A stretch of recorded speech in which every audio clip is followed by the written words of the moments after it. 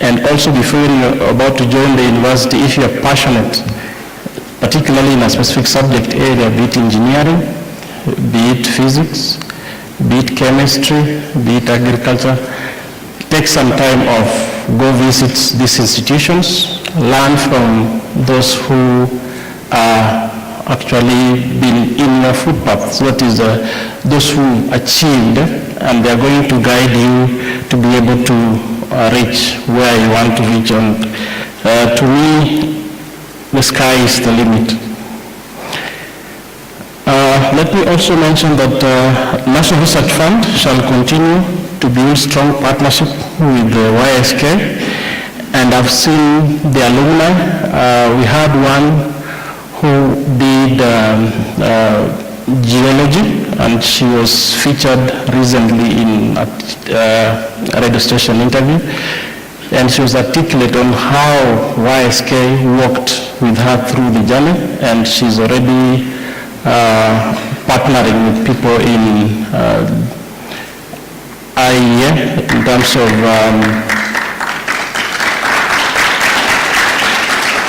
of monitoring earthquakes. And they have a substation at the University of Nairobi, so they keep monitoring the earthquakes that happen across, more particularly here in Kenya. So I encourage you to engage in the workshops that we've planned, to bring out your bold ideas in pursuit of knowledge, to open up to collaboration, and more particularly, to remember, science is not just about finding answers, but it's about asking the right questions and challenging the status quo. So I'll wish, as you interact with your colleagues during this festival, ask the right questions, ask those from researchers, different universities, how they are able to do their research to get those products that you are seeing being displayed. So in closing, I want to thank the YSK, and more specifically, all those who are gathered here, the students whom we are here to celebrate your achievements now and into the future, so that we can be able to work with you throughout this path. I also want to acknowledge the partners that we've worked with. This includes the Irish Embassy, the Government of Kenya through the Ministry of Education, Institute of Physics, Safaricom, among others, who've come a long way to enable us bring you here, so that you can be able not only to enjoy Nairobi, but also to be able to witness what science can do for this country. I have also another special guest whom I would wish he speaks to you. I know you may call him your grandfather. Who is the grandfather? He is the grandfather of science in this country, that is STEM. He was the first Vice Chancellor of Jomo Kenyatta, University of Agriculture and Technology. He is mentored so many, I included, so I still also need mentorship, just the way you also need mentorship. So he'll speak to you on his accomplishments and how you can also walk in through his footsteps to become accomplished scientists. Thank you. Prof, please, welcome.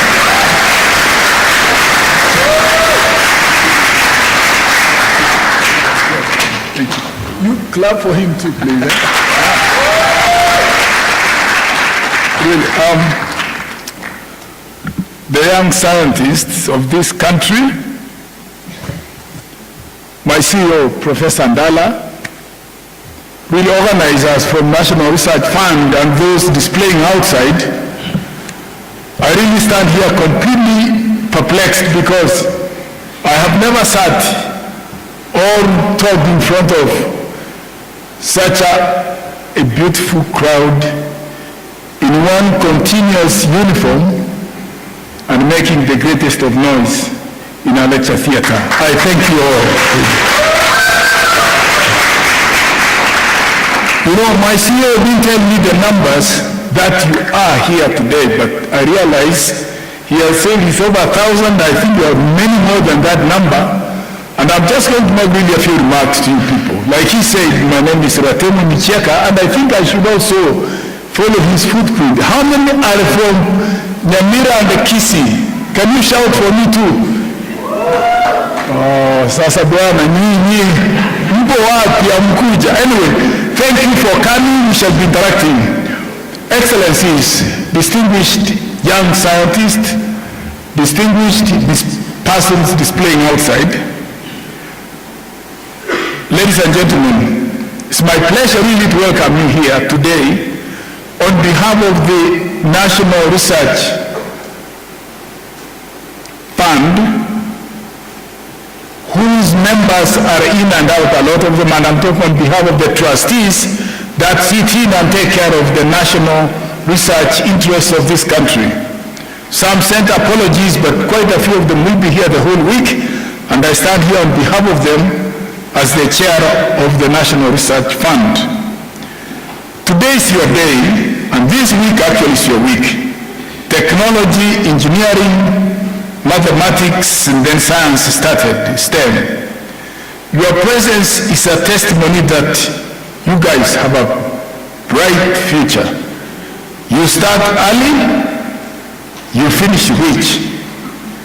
And I'm really filled with happiness, in capital letters, happiness to be here to just share with you one or two or three ideas that some of you might actually pick in life. We are senior researchers now. I've done research for the last, I would probably say 30, 40, 42 years in various fields of research. And like the CEO said, you start earlier, you never give up. You never give up. You continue for as long as you actually exist. There is nothing that stops you from doing research. On my reflection in science and research, let me say this. Let me emphasize the curiosity,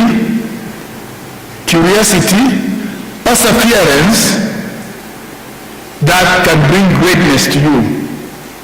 You cannot get an answer to a question without having prepared for such a question to get an answer.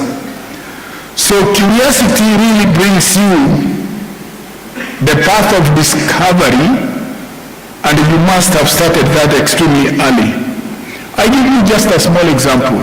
I used to really, like he said, my CEO, the first Vice Chancellor of JKUAT, and we had a lot of trips and a lot of meetings with the Japanese International Cooperation Agency, which supported the JKUAT those days.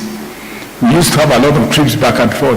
And I tell you the secret of that country, the greatness of that nation. For example, you could start from first year in the university or first year in high school, take a curious interest in a particular research you want to do.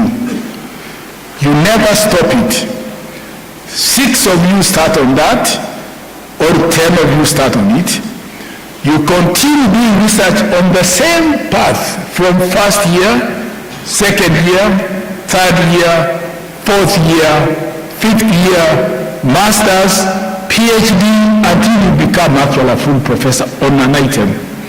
So that if you started 10 of them, 10 of you, if 3 went to other disciplines, you still have 7 to continue. And that is how they have become the greatest of nations in discoveries. So really, when I reflect my research back in those days, it is curiosity that makes me discover that a particular, I did chemistry and I did a word is called weed science actually in chemistry, and I used to synthesize compounds like the roundups and the paraquats and the gramoxones that kill weeds in some areas. In the laboratory, you synthesize it and find out what actually can destroy or cannot destroy a particular cell of a plant, so that if you are doing some field work, you use that section of a molecule to kill and isolate the plant. So you see down in the laboratory, that's a deep detailed one. And they go through exactly what you want to distill from that area. So it is meaningful sitting down, aiming at exactly what you want to do, and the path, the route to discovery, it says not straight whatsoever. There are twists and turns, and sometimes untidy routes you take to get an answer that can be understood and sustained. So as you grow young, come through, you have a feel, a love for a particular area. You develop well enough, and that is what you call now, eventually, this is my niche area that nobody else can actually do what you are doing. So, this year particularly, you are actually a young scientist. You will live here different at some level, really. Don't think it's a light sitting here. You shall leave this place with some lots of ideas that you get from us. We are here. We will explain to you what we went through. And realizing that you are actually in high schools, one of you and a few of you in the universities, I can't emphasize enough to develop an understanding, a liking for a particular area. It does not matter what. It can be traditional medicine, it can be herbs, it can be making of synthesizing materials in chemistry labs, it can be in physics, it can be in measurements, it can be in biological sciences, it can be health sciences, medicine. The limit is not even there at all. But not this, you are sitting here as young scientists. We really need research partnerships with you, other persons, universities, high schools. We need collaboration on what you start doing. Don't leave it, don't ignore it as a hobby. Socio-economic transformation comes through what you start thinking now. And I like the heading, the motto, the theme, CEO, collaboration, partnerships for socio-economic transformation. You are actually all here for the week. Research and development ecosystem. My experience has taught me that collaboration is the cornerstone of innovation. Whatever you do, you may wish to compare it elsewhere and come to an answer that you think is appropriate and testable that can come through. I'm told that the STEM exhibitors outside have panel discussions and awards, and I'm glad to know that you people, young minds with the best of thoughts, you must make a difference. You can't talk of jobs. You were buying all this equipment, electronic, from outside, other than making components of them here to allow for the actual production of that material to create employment for us. Success in science is not measured, believe me not, it's not measured how quickly you reach to an answer and submit it. No. It is measured by how deep you understand each step along the way. You can never hurry whatsoever in sciences. You follow through, you have a liking, a thought, must actually question. Our fund is committed to ensuring that you young scientists have access to the resources that you need. Dreams will come through, and really as I stand to you before today, I see many of you as future leaders. Like I said, a good number, listening, living here with some thought. When you go around, pick an area, it does not hurt. You can do Excel, you can do 20 same items, same specific items, but yours will excel better, much better than somebody else, and that will actually be picked. My advice is this: do not ever stop questioning, never stop learning, and never stop doubting on anything that you do. I'm reading up 3 books. There's one called My Last Lecture by some guy who had actual cancer, and I'm just about finishing it. He writes like this: you never become stupid by asking even the stupidest of a question. But the way you ask it is what matters. Ask gentle, you shall be told an answer. If somebody does not give you an answer at a meeting area, you go back and say, look, what mistake did I make in asking such a question? The other book I'm reading is a much bigger one, heavier than what you think you do, Prof, is the one by Whitney Houston, the lady who sings the blues. So that one is different. I'm talking about other things. So your interest today, learning never stops, questioning never stops, doubting, you can doubt, but still ask for an answer to those doubts. As we continue being together, we are here the whole week. We shall be visiting you some places. I understand that you have, and we do have presence, Prof, as you said. We look forward to really having no boundaries on what you do.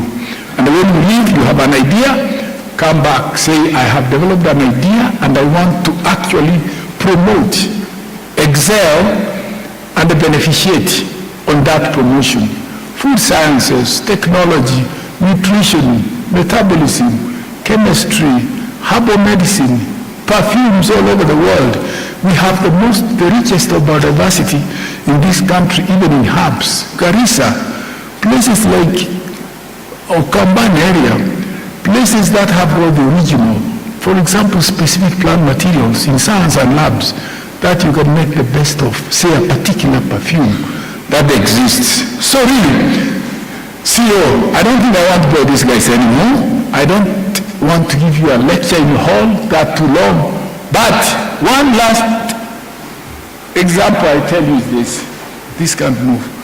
You know, when I was extremely young, I didn't know really. I used to get a small glass broken at home, and I used to watch, to very carefully watch, young, about 8, 6, 9 years. After school, we went to the hills, came back from about 4 kilometers, walking distances, come back home, rainy morning, wet, muddy, sit home, and in the afternoons, or around midday, 12 o'clock, of course, we would stand and watch the sun. Typical tropical sun, midday, it's very hot. Stand and watch up. I would see stars at those days, very little tiny little stars, midday.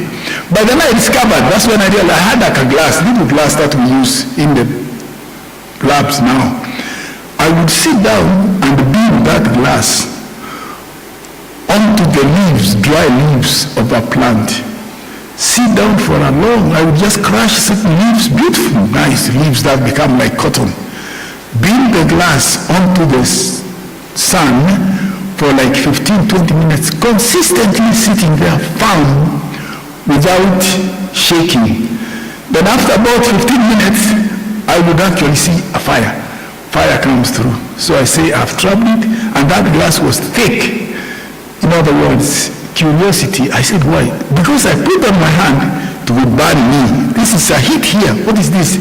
So I would beam it onto a woolen-like plant material dried up. Then it would actually get fire come through. I make a fire, go look for a few mushrooms, or look for a few maize plants, someplace cool, and roast it way out in the fields. Curiosity. And this is what we're now doing. Energy, sunlight, talking about all this solar energy we're actually thinking about. So colleagues and colleagues of junior and seniors, as one of the seniors, you called me a grandfather, but actually, those of you who go to universities, kindly go read and study. You will be ending there, I bet you, most of you shall. Some of you will go into science, and then you discover something, Prof. We will support a discovery that we see go through, and that person can go to another path of studying instead of following the normal route. We will offer any substance, any financial promises that you make can come through on our discovery. Never, never, never, never give up. Other than that, I'd like to stop here. Thank you so, so much. And like my sister said, my young little grandchild, that from the bottom of my heart, I pay you gratitude. Thank you for being here, and thank you so, so, so much. And the MCs, nashukuru sana. Thank you.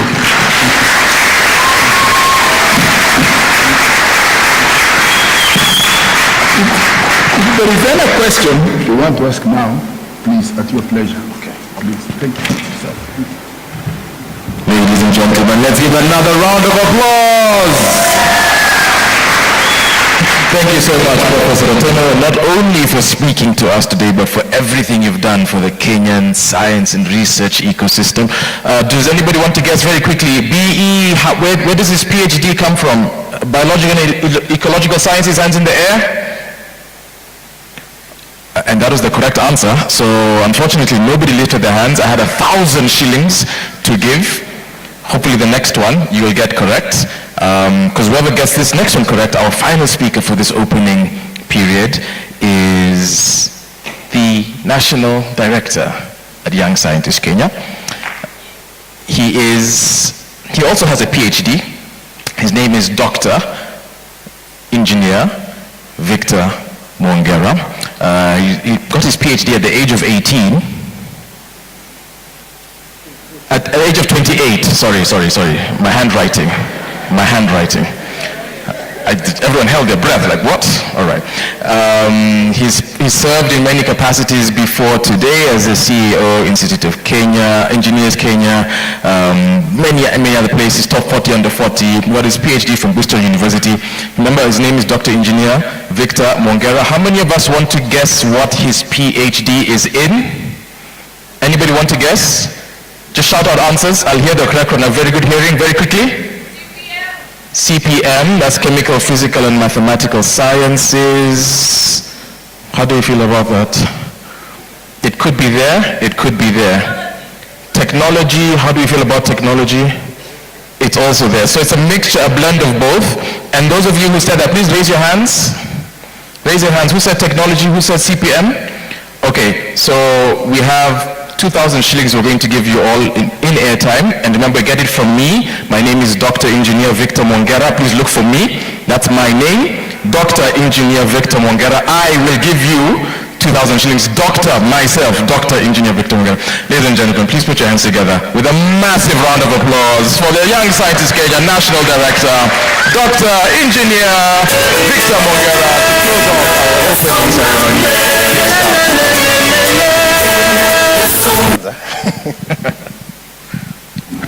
Thank you. So, to CEO, NRF, and Chair NRF, to our guests, various guests who are attending, researchers, and of course our students, good morning. Good morning. Morning. I like this young man, he's been very loud. Morning. Yes, I need to get his name afterwards. So, we're running a bit short on time, but I just want to start by welcoming everyone here today. I am so glad to see so many young people. I know some of you are thinking there was no choice to look up a bus na tukaletwa, si ndio? Yes. Mlioka kwa bus na mkaletwa, but you're happy to be here. You can say yes or no. The teachers are not here. Where are the teachers? They're not here. So you're happy to be here? Yes. Excellent. So today, this is the second day of the Research Festival in partnership between NRF and YSK. And today we are focusing on the young learners, the students who are in high school, but also the learners who are in university. University students, are you in the house? Yes. University students, are you in the house? Yes. Is it because you've not had tea? Yes. Are you in the house? Hands. Excellent. So we have a mixture of high school and university students today. And the program today is going to be focusing on many areas. We are going to have a talk from various partners. We're going to have a session from Safaricom in Women in Tech. We're also going to have a session on career pathways, where we will be hearing what next in your pathway. If you're in high school, what next? Do you go to university? Do you go to TVET? Do you go your innovation? If you're in university, what next? Then we're going to have a session with the British Council. They're going to do two aspects. One is SDGs in research. Do we know what SDGs are? Yes. Sustainable development. This young man, MC, where are you? This is where your credit should be going. Sustainable Development Goals. How many know, honestly, how many know what that is? Excellent. So many don't know, which is why we are having this session. So that you know what is this SDG we keep talking about. I'm sure you've heard it all over. So look at SDG. SDG this, SDG that. Alongside bottom up and UDA and so on. Mnasikia SDG pia, sindio? Yes, so today you're going to get to know what SDG is and how it affects you. And you'll be surprised how many of your projects actually fit in that category. Then we are going to also have a session from British Council again on arts in STEM. Arts in STEM, let me say that again. So all of us like arts, but here we're in a STEM session. You feel like you can't mention anything artful. Wewe sema wewe ni mhandisi, sindio? But arts has a place in STEM, and we're going to listen to that. And we are also going to have a session on financial literacy. Some of you are going to win prizes here today. So what do you do with that money after you spend? Of course, there's some money you must spend, sindio? Kuna pesa lazima itumiwe kwanza, ile ya kuenjoy. Lakini ile itabaki, mtafanya nini nayo? Mko na plan? Mko na plan? Hapa mna plan kutumia yote? Yeah? So financial literacy is that session. It is never too early to start learning how to plan yourselves. And of course, we shall have meals coming as breaks throughout the day. So as we have the day, and as I welcome you today, there's one thing that I want to highlight for you. This is a very unique opportunity. National Research Fund have very kindly agreed that we partner to have this Kenya National Research Festival in collaboration with our exhibition. The benefit to you young people is that you are surrounded by an ecosystem that a lot of people struggle to get to. You know that saying that you must have a godfather to make it in this Kenya. The godfathers are all here. We have seen the actual grandfather godfather, the father godfather. Can we clap for them? And they have said they are willing to speak with you if you approach them. Yeah? Myself, I am also willing to speak with anyone. In fact, I'm going to be looking for various people. We have people from various universities. We have local universities. We have KU, we have KC, we have technical. I think Prof has spoken of the others. We have very many. I don't even know all the ones which are here, but you have a very rare opportunity of university reps there as you're thinking of which university to go. We also have international universities who have joined, and we also have British Council who have set up a pavilion.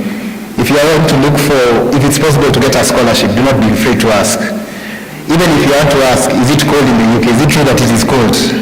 Do not be afraid to ask them. If you want to ask them, how is your food? Do not be afraid to ask them, because this is your chance. We also have researchers here, researchers from across the country who are doing research in university, in institutions. They're doing research as starting their own businesses. Some are doing in very big private corporations.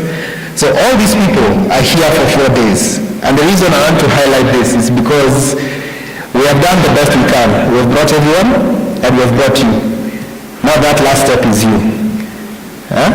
Lazima uwe na kifua kidogo, si ndio? Yes. Lazima uwe na kifua kidogo, lazima uende ushike mtu umwambie, excuse me, can I have a word? And you know this is a rare opportunity where no one will punish you for saying excuse me. I know you come from school where discipline is key. You know the channel is, what is the channel? Prefect, teacher, before you get outside. Today the channel is you to whoever you want to talk to. So please take advantage of this opportunity. Take advantage of all the stalls that are here, all the people that are here. And throughout the week, if you see there's a session you're interested in, please attend. Students, you have been catered for everything, so it is your chance to take advantage of this opportunity. I really hope that we come out of the week further along in our projects, further along in our career pathway, and better informed of what is coming next. So those few words, I would like to officially welcome all of us to the Kenya National Research Festival, the YSK 7th National Science and Technology Exhibition, and today the session for student career pathways and STEM career pathways. Thank you very much. Round of applause for Dr. Engineer Victor Morgana. Thank you so much. Thank you so much, Dr. Again, one more final round of applause. Let's get it all out of our systems. Thank you very much. Thank you very much. Ladies and gentlemen, we are officially done with the opening ceremony. We want to move very quickly into our next session. And again, just a reminder, we need you to be excited. How many of you have been taking notes so far? Hands in the air. Awesome. Excellent work. Awesome. Excellent work. Give yourselves a round of applause. And very quickly, and this one is true coming from me, I have 500 shillings of airtime for anybody who can tell me very quickly now the names of every speaker who spoke today. If you want to win, come to the front very quickly, very quickly, very quickly. Very fast, very fast. Okay, shout the names from there.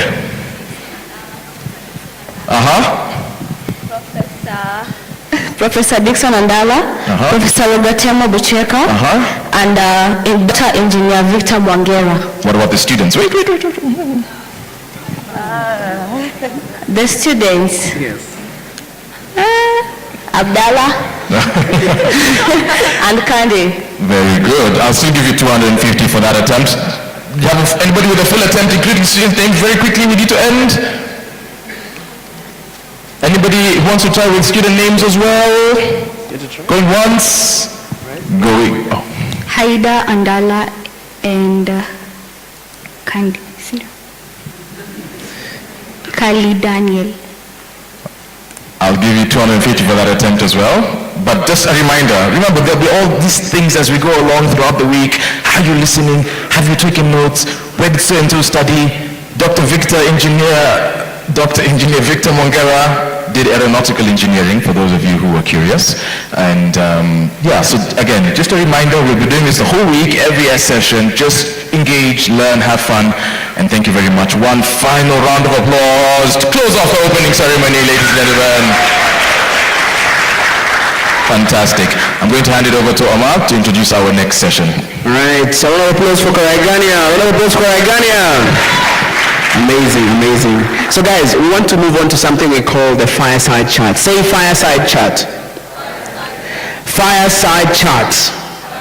We're going to be having a fireside chat with Safaricom, Women in Tech. And it's actually very interesting. Listen to these titles as I introduce these people so that you can see that you are in the presence of some of the most amazing people in this country, all right?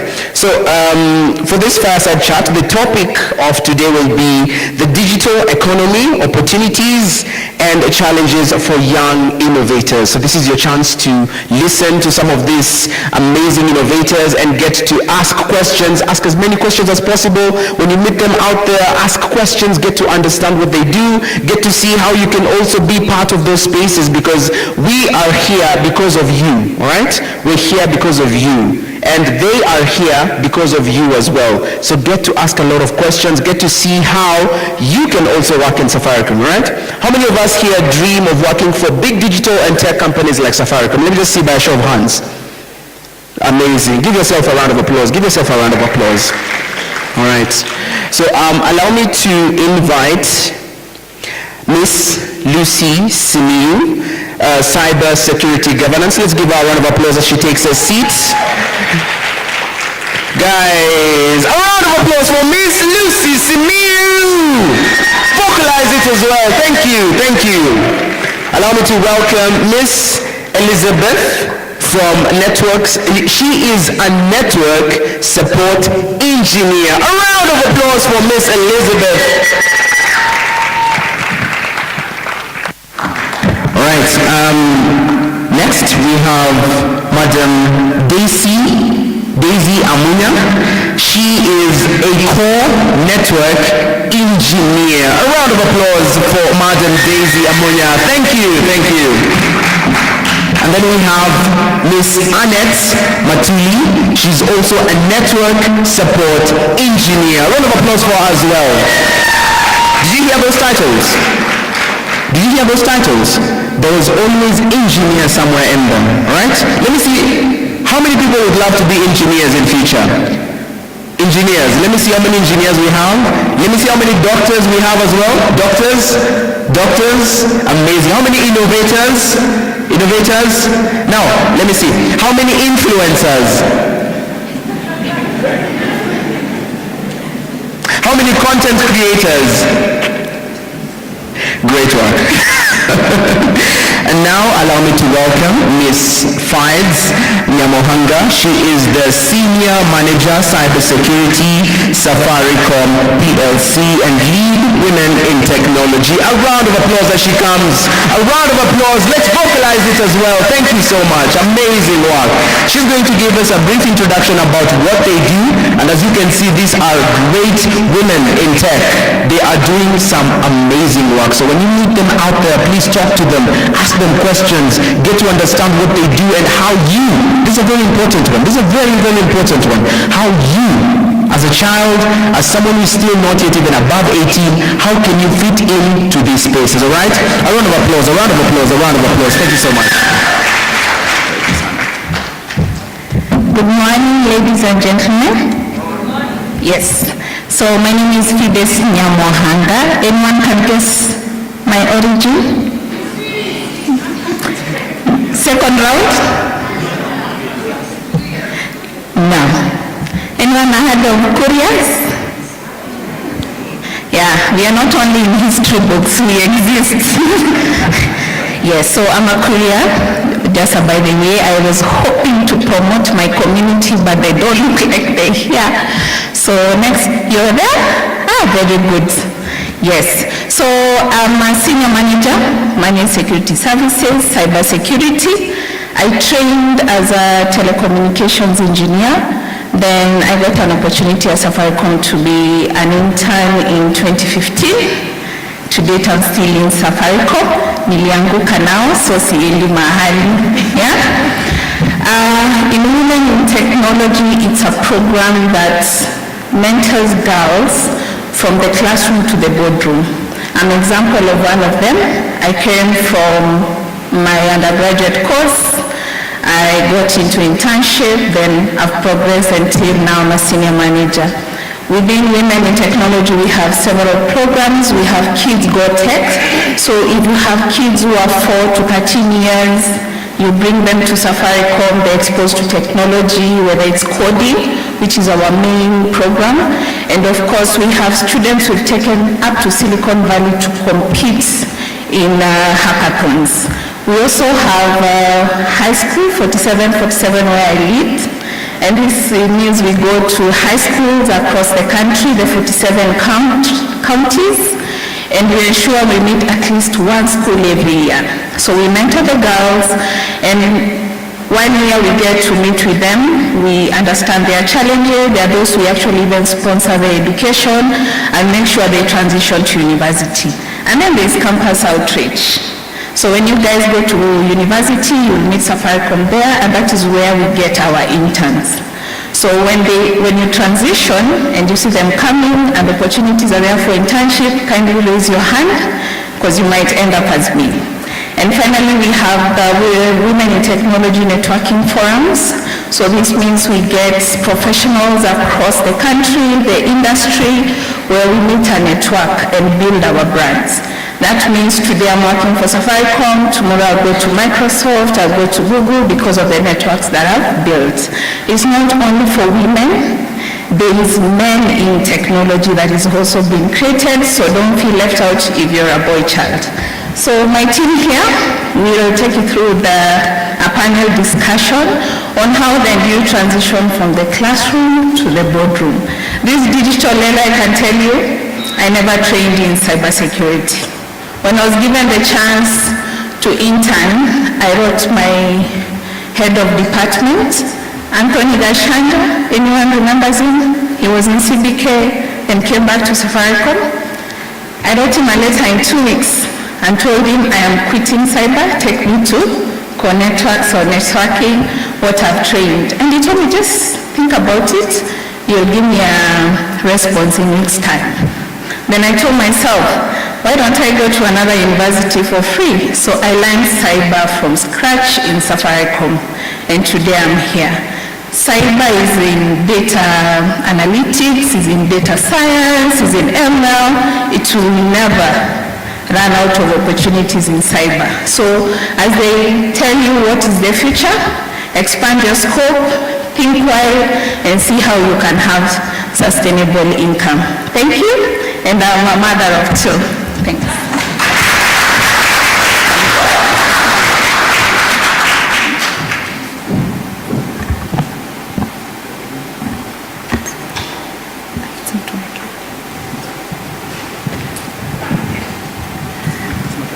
Stand.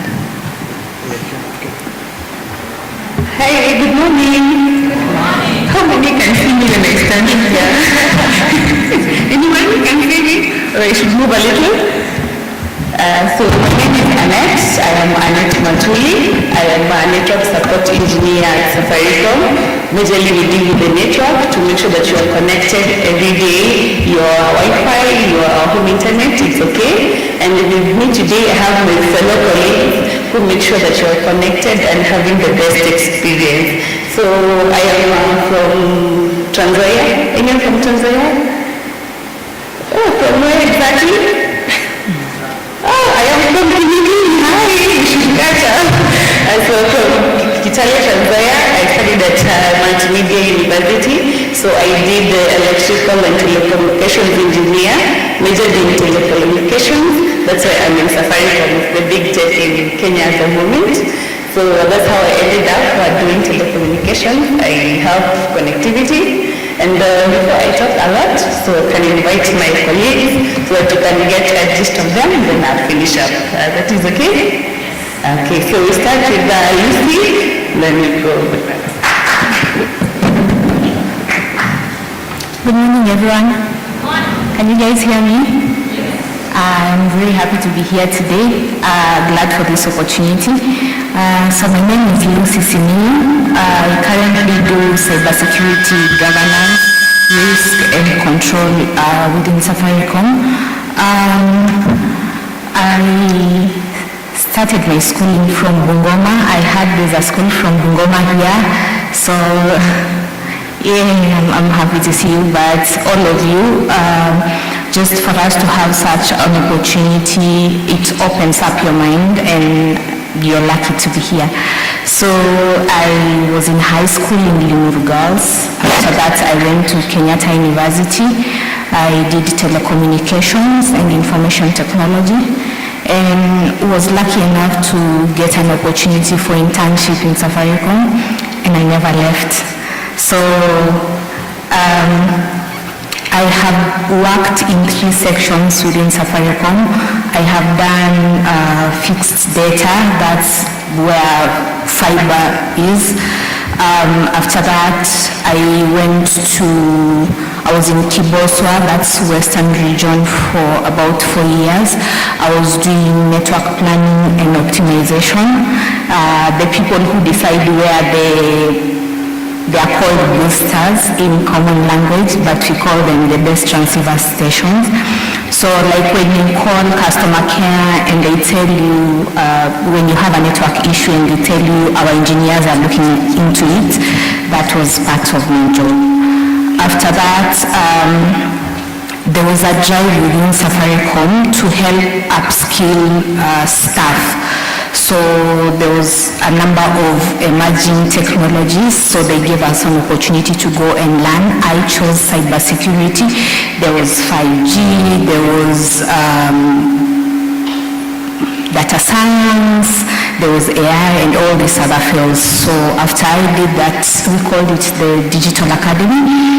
And after the Digital Academy is when I got my current job. I am a senior officer cybersecurity governance. And this was a great opportunity for me because cybersecurity is one of the emerging fields. With all these things that are coming up nowadays, we have smartphones. Everything is digital. We hear about smartphones, smart homes. So in everything that we do, we have to ensure that you have security at the back of your mind. Even as people come up with new innovations, one of the most important things that we talk about in cybersecurity is called CIA, confidentiality, integrity, and availability. So even as innovators, you're thinking about all these new ideas, you have to remember that you're dealing with people's information. So whatever information that you have to ensure that there's confidentiality so that only the legitimate people that should be viewing that information have access to it. And then you also need to have integrity of this information whereby there is no unauthorized changes being made to it. It's like if you send some information somewhere, you need by the time it's getting to the recipient, it is still the same information. No one has done some modification in between you sending and the person receiving. And at the same time, availability is very important. Remember a few days ago, wakati ya maandamano, when there was internet was not there and everybody was complaining, because as an organization, we have a responsibility to ensure availability of our services to our customers. So in everything that you do, those are the three things that are the core of it. Let's say you come up with an app that helps connect people in your village to some services in Nairobi. You need to ensure those three things. There is confidentiality. Not anyone can just log into your system and see this information. You have put enough measures in place to ensure that only the legitimate people view this information. You also want to ensure that when your customers or your people that you're providing these services to, when they input information, that information gets to you unmodified, and at the same time, the services are available. So I think as part of us ensuring these three things, CIA, Safaricom, we have a program called the Bug Bounty Program. You see, when it comes to hackers, there's good hackers and bad hackers. So the good hackers, you're called white hat hackers. So Safaricom has this Bug Bounty Program whereby you can register for it. And basically, we are giving you an opportunity to look through all our systems and all our services. You can go to our websites, M-Pesa portals, and all our services. If you find that there is a weakness in the system that people can exploit, what you do, you communicate through the Bug Bounty Program. You tell Safaricom we have found this gap, and then you are rewarded for it. So in case anyone is interested in cybersecurity, this is also an opportunity for you to practice your skills and make some money while at it. I think I will stop it there. Thank you. Thank you very much. Thank you very much. We can proceed to our network engineer, Elizabeth. Welcome. Good morning, everyone. I hope you can hear me well. My name is Elizabeth Kiruku. I am currently a network support engineer, and it is my colleague. I think I'm going to start with a funny story. When I was in high school, I was very sure that I was going to be a lawyer. I had the books. By the time I got out of Form 4, I had spoken to lawyers, got mentors. Then I went to do computer packages, ICDL, and something in me clicked and I changed. So I knew I wanted to be in tech. I knew I wanted to pursue a career in tech. So I went to school to KU for business information technology. That's the degree I got. After campus, I got an opportunity to join Safaricom as a junior analyst. From there, I think that was about 3 years ago, moved places. It was still in the same industry, same department for home fiber. How many of us have home fiber at home? So anytime you have an issue, the issue comes to us. We analyze, we know what your issue is, and how we can sort it out and give you the best experience. I think we can talk about how tech has brought the world closer home to us. What we have is the world is brought where we are. We have TikTok, we can follow influencers, we can follow travelers, we can see different worlds that we wouldn't have been able to see otherwise. So in tech, there is so much to see, so much to learn, so much to experience. Social media has brought things that we never knew we could see. There is learning. We can learn, we can earn, and we can meet people through globalization and through tech. I think I'll give my colleague to continue from there. I can clap for Elizabeth. Remember, when you learn, you have to earn. Daisy, welcome. Hi, everyone. So, hi, everyone.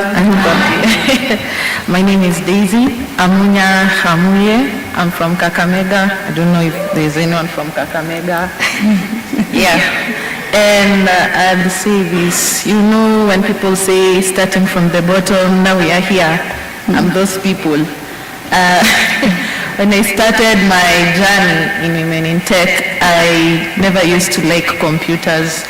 When I was in Form 1, actually, I did my study in Kathiani Girls High School. I was one of those people who, when you guys were excited, but me, I was like, hii ni stress ingine. But luckily, I finished and did telecommunication engineering in Kabarak University. And I'd say that's where my journey began, exactly, because that is where my basics are. And what would I also say? If you are women in tech, the best thing I've learned is that you need to learn more. You need to learn more bash scripting, you need to learn more computing, especially in, let's say, cloud computing. I'm not speaking about this cloud. For those who've heard about cloud computing, it's basically our services are stored in the internet. And also, what I do, I've not told you what I do. I was a run capacity intern this year. And then you hear, I also know how to say Nigod Manze when people ask me, how did you go to Safaricom? I used to say Nigod Manze, but deep down, it's your hard work that pays. So yeah, I also showed up to work as an intern, and by God's grace, I got the core network engineer. Core network engineer is basically we handle your data. You see when you call and then you're told mteja wa nambari hapatikani kwa sasa. That's us sasa. Yeah, we are the ones who take care of your data. And also I would love to say, if you have an opportunity, you grab it by force, by fire. There's no one who is going to wake up in the morning and give you work. I'll tell you one short story and then I finish. When I was in university, I was told like work is connections, and I was like, I never had anyone who could connect me, and that is wrong. If you have faith and you are a hard worker, you'll get yourself here where I am now. And hopefully I'd love to see you in the next couple of years. Thank you.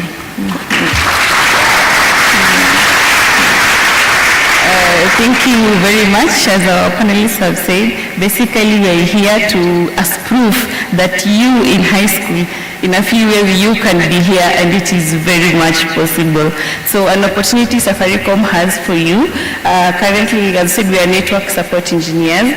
So we have standards of what we want our network to look like, a stable network, the infrastructure. So we have a Connect Academy, whereby the target audience is people from after high school. So we teach you how we want a network to be stable. You see, I know you know fiber cables. When you go outside, you can tell this is the Kenya power pole, this is the power steamer, but can you identify a fiber cable? I know it's a bit difficult. So when you join Connect Academy, we tell you the standard of how we want our cable to look like, our infrastructure. Once we equip you with that knowledge, we believe we are adding talent that is to this required standard, and then you can be able to either advance, either join better teams, or do something good for yourself. Isn't that good news? So if you're writing notes, please write Connect Academy. Then once you finish high school, go back there and search what Connect Academy is, and then you can sign up, and we will be happy to see you there. So maybe anyone has a question or a comment for us before we wrap it up? Anyone has a question? Don't ask me, I'm wearing a ring. Don't ask me about my marital status. Yes, go ahead. 1, 2, all right. So this is the time to ask, why is your internet slowing down? All right. We have one question there on the left. So we have a question here. Hi, my name is Imani. I'm from Nova Pioneer Eldoret. I'm from Foso. I'm currently leaving school. And I am kind of interested in your way of work because I am passionate about doing computer science and data analysis when I finish. And I would like you to give me advice on how I should go about it, on how I should plan myself after this, because I really want to do it and it's something that I really want. So I want more guidance and how to do it after I finish high school. Okay, before we answer that one, we had another one there. Lucy, will take the first one. Hello. My name is Sarah. I'm a 4 years pursuing cybersecurity and forensics. So I do have a couple of questions, yeah? I've heard Lucy speaking about cybersecurity, that she didn't even major in cybersecurity in university, she learned on the job.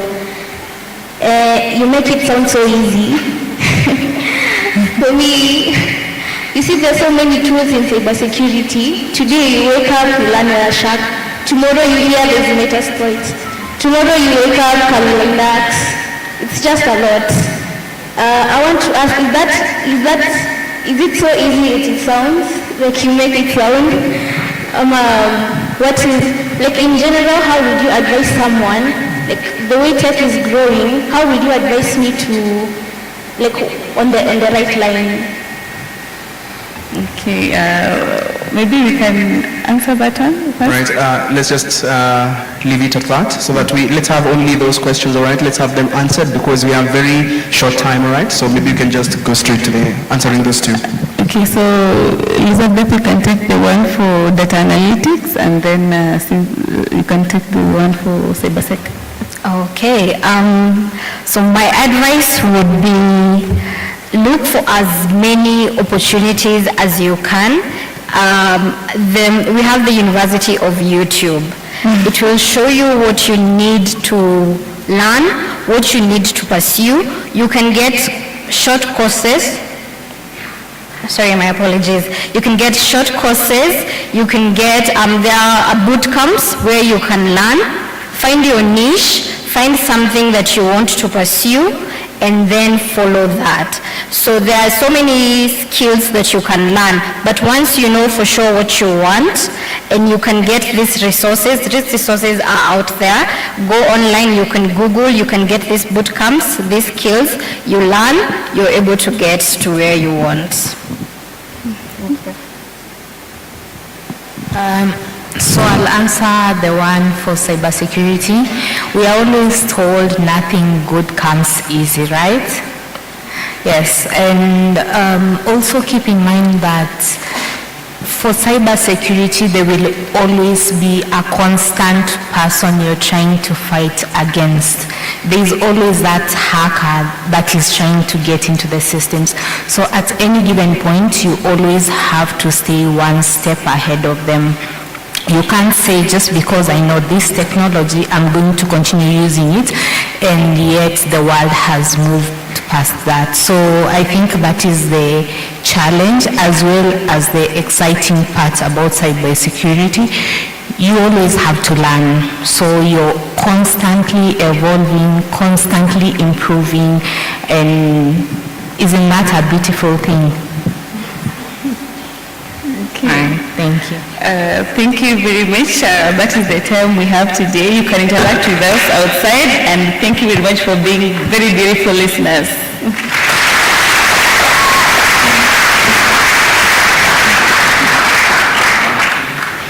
Jesus Christ. A better round of applause, guys.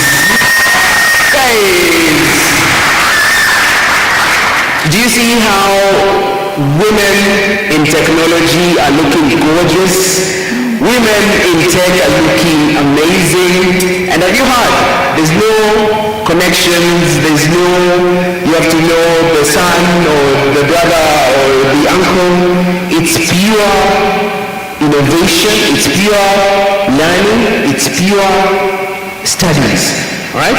So our young learners who are here, even as we're hearing this, it should be a moment of inspiration, right?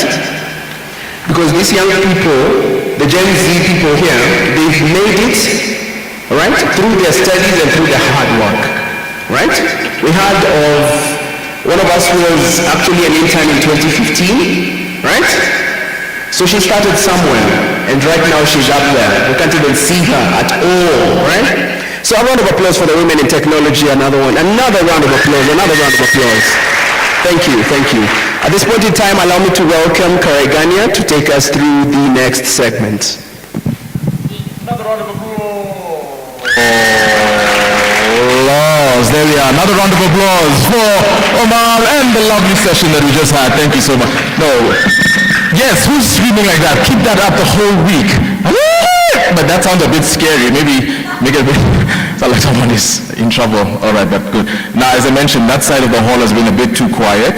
So when I come back next, I'm going to be standing there and watching all of you, and I'm going to see if we can put the camera on your faces so we can see who is not making noise. Oh no, we see you. We see you, students. We see you. Thank you very much. We have a very interesting and interactive session up next, and it's going to be led by somebody who is coming all the way from Romania, Bună dimineața. So that's how you greet in Romanian. So I just had to polish my Romanian for that. Monica Blagescu is the head of education at the British Council, but she is a lady with extensive experience in the non-profit space, working in national development and humanitarian response. She's worked for all the organizations you can think about, UN, she's with the British Council now, she's been with Anjawala and Khan here in Kenya, Danish Refugee Council, the list goes on. Studies a master's in Japan, so Ohayo gozaimasu as well. Now I'm just throwing all the languages I know. Let's see what language I can throw next. She has a portfolio spanning several countries, including Bangladesh, Ethiopia, Lebanon, Myanmar, Nepal, Nigeria, Somalia, South Sudan, the UK, Zimbabwe, and Yemen. Born in Romania, currently living in Kenya. You need to tell us how long you've been in Kenya for, Monica. 5 years. 5 years in Kenya, so habari yako as well. Now I'm throwing all the languages I know. Let's see what the next one is we'll come to next. I've also been reliably informed by her colleague, Nora Ndege, and this is serious, that Monica's favorite food is chapati. So we'll ensure that we give her that for lunch as well. Ladies and gentlemen, please put your hands together for a very interactive session that we have. Rounds of applause. Put your hands together for Monica Blagescu as she comes forward. Habari asubuhi. Konnichiwa. It's wonderful to be here with you this morning, and it is still morning, which is great. Now, there are a couple of things. This is meant to be a serious session, but you are such a wonderful crowd, and we're going to have to try and have some fun together. And I was told that I'm coming to speak to mostly students. So the adults amongst yourselves, if this is not quite hitting the mark, apologies in advance. But do take part and have fun with it.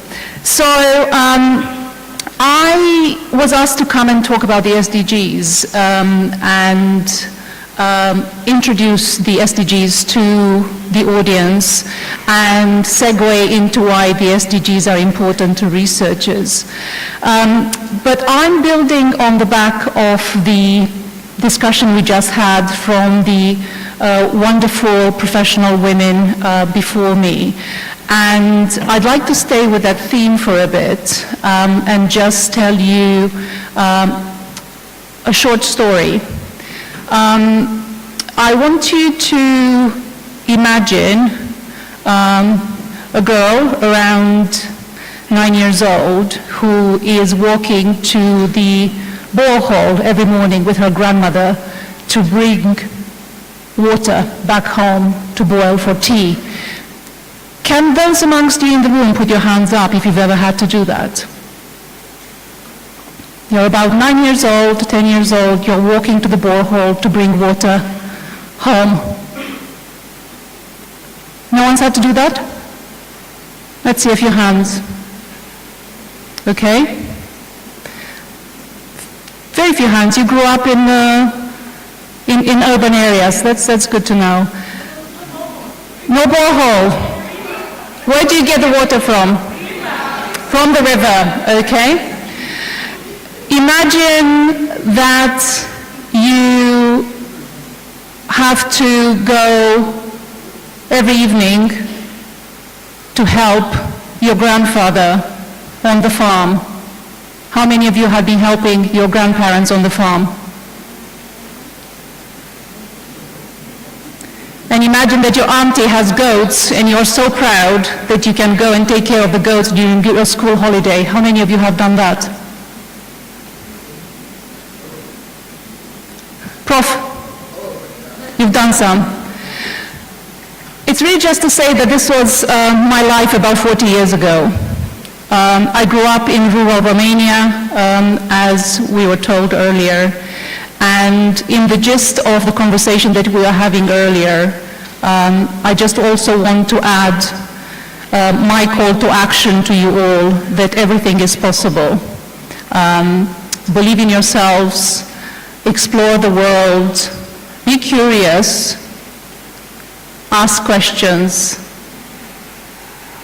and you will thrive. The opportunities are the mics do we have all together.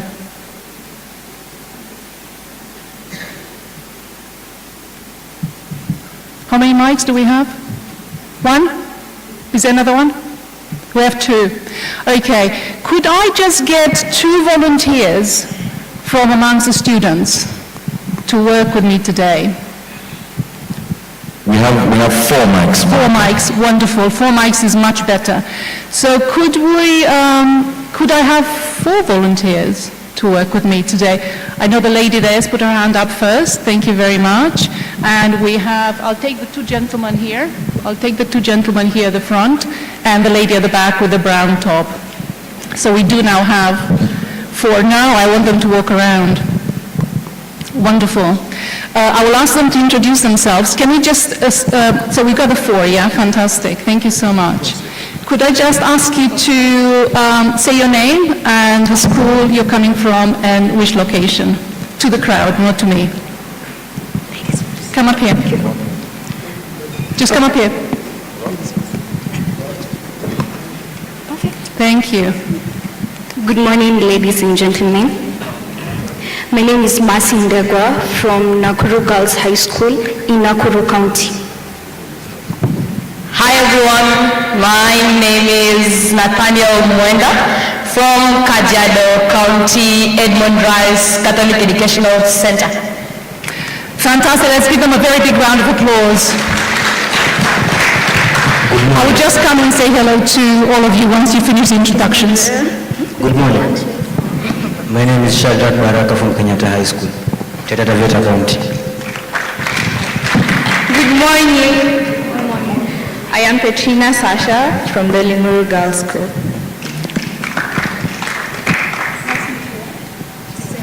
Don't worry, what I'm going to do is I'm going to ask you to walk around.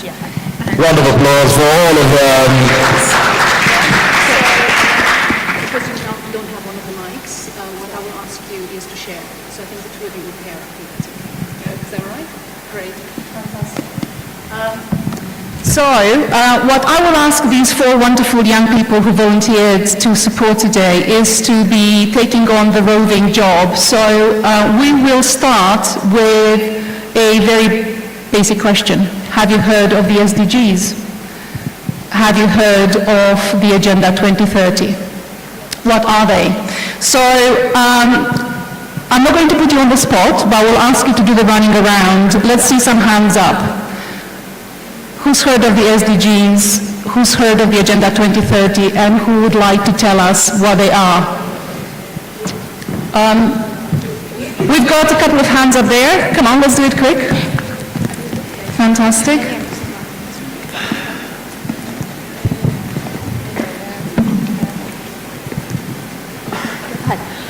I heard about SDGs when I had read some books. Okay. And it was a bit a passage, and it was talking about the goals to change the society about education, to come up with a way to solve the problem of teachers through artificial intelligence. Okay. Thanks for that. Can you take another one? The SDGs are the Standard Development Goals established by the United Nations in 2015, which has 17 objectives aiming to eradicate global challenges such as poverty and other challenges that communities in Africa face. Thank you very much for that. Can you take another one? Good morning. So they were developed in, I think, 2015 by a conference by the United Nations. There are 17 of them, and there are a number of, let me call them stages or agendas within the 17 comprehensive goals. And the main aim of these goals was to ensure sustainable development within the countries. So sustainable development is development in which the resources that are available are used in a manner that they can be able to be used in the future. And if I can name some of the goals, we have... Let's hold it there. We'll come back to that in a minute. Okay, Colleagues, thanks so much. Big round of applause to everyone who's taken part. And what I'm going to do now is I'm actually going to ask my colleague who's holding the mic there to read what's on the slide for us. We're flipping the classroom a bit.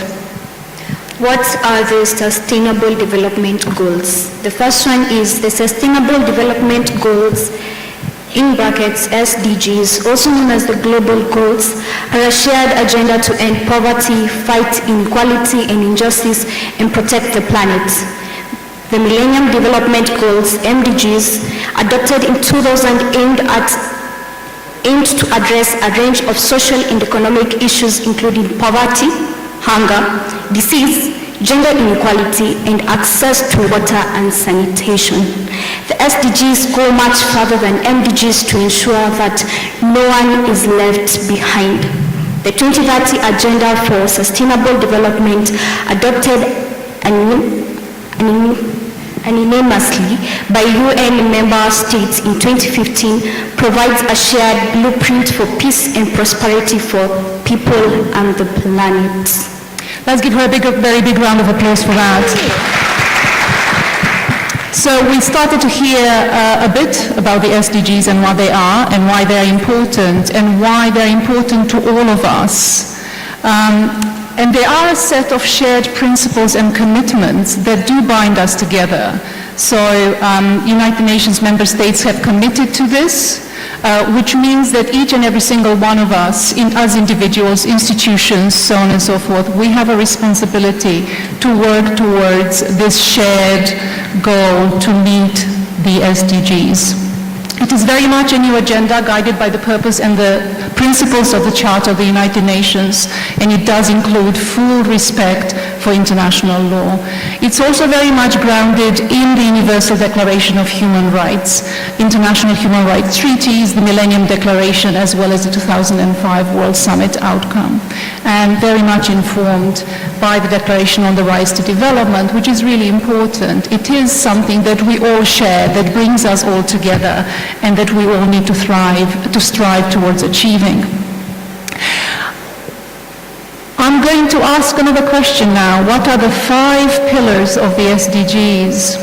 Has anyone heard of the 5 pillars of the SDGs? I still have my 4 assistants around the room, or 3 of them right now. I know 2 of them are sharing a mic. Does anyone know what are the 5 pillars of the SDGs? Let me just give you a tip. They start with the letter P. Each of the 5 pillars actually start with the letter P. People, planet, prosperity. I only know the 3. Very well done. Big round of applause. And what I would like to try and do now with my assistants is if you could each take and read one of the P's for me. Sure. We'll start on this side. I start. Yeah, with the people. People, we are determined to end poverty and hunger in all their forms and dimensions, and to ensure that all human beings can fulfill their potential in dignity and equality in a healthy environment. Planet, we are determined to protect the planet from degradation, including through sustainable consumption and production, sustainably managing its natural resources, and taking urgent action on climate change, so that it can support the needs of the present and future generations. Thank you. Prosperity. We are determined to ensure that all human beings can enjoy prosperous and fulfilling lives, and that economic, social and technological progress occurs in harmony with nature. And we have another volunteer. Peace. We are determined to foster peace, just and inclusive societies which are free from fear and violence. There can be no sustainable development without peace, and no peace without sustainable development. Fantastic, thank you so much. And can I take a volunteer for the last one? We have one here, thank you so much. Partnership, we are determined to mobilize the means required to implement this agenda through a revitalized global partnership for sustainable development based on a spirit of strengthened global solidarity, focused in a particular on the needs of the poorest and most vulnerable, and with the participation of all countries, all stakeholders, and all people. Thank you. Thank you so much. Big round of applause to everyone for those. And we will stay with the same theme of how many SDGs are there? Somebody already told us. Let's have somebody else tell us. 17, that's right. And you've already seen some of the areas that they cover earlier on. Can we just take a very quick show of hands? Share with us some of the areas that the SDGs cover. Go. We have climate. Very good. Zero hunger. Another one? Education. Very good. Gender and equality. Very good. I'll take 2 more, and then I'll ask the colleagues to just play a very small video for us. Good health and well-being. Great. Let's go to the video, if that's okay.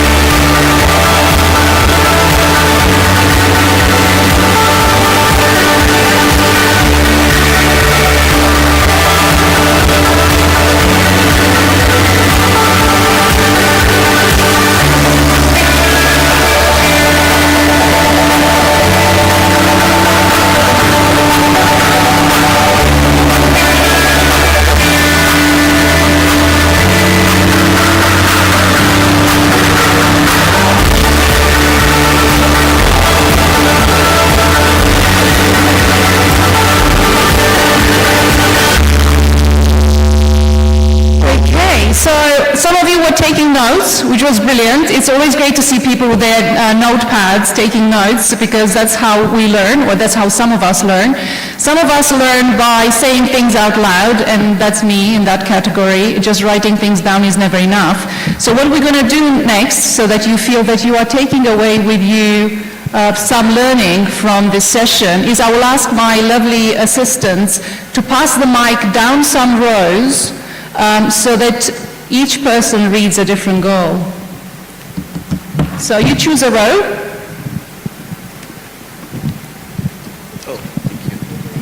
And you just read one goal at a time, and hopefully that's eligible.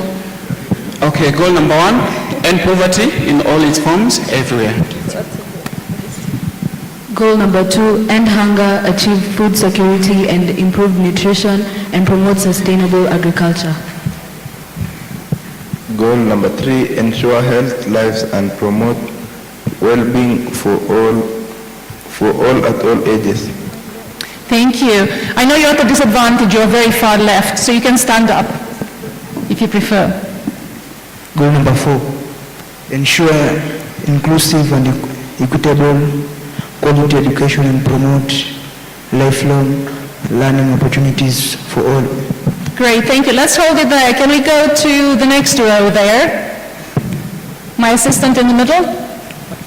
Goal number 5, achieve gender equality and empower all women and girls.